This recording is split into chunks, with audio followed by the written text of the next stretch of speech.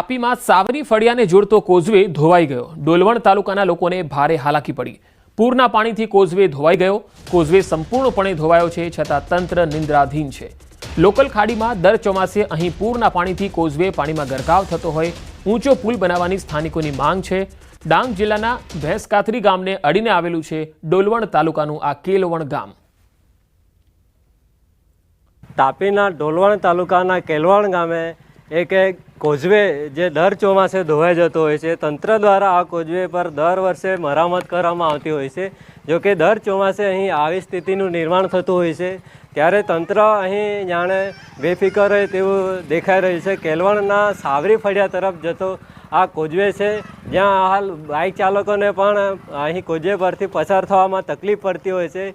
વારંવાર સ્થાનિકો દ્વારા આ કોઝવે પર ઊંચો પુલ બનાવવાની માંગ કરાઈ રહી છે, છતાં પણ તંત્રએ કોઈ તસ્દી ન લેતા હાલ તો અહીં જે 10થી વધુ ઘરો આ સાવરી ફળિયામાં વસેલા છે, ત્યારે અહીં જે જતા સ્થાનિકોને અવર જવર માટે મુશ્કેલીનો સામનો કરવો પડી રહ્યો છે।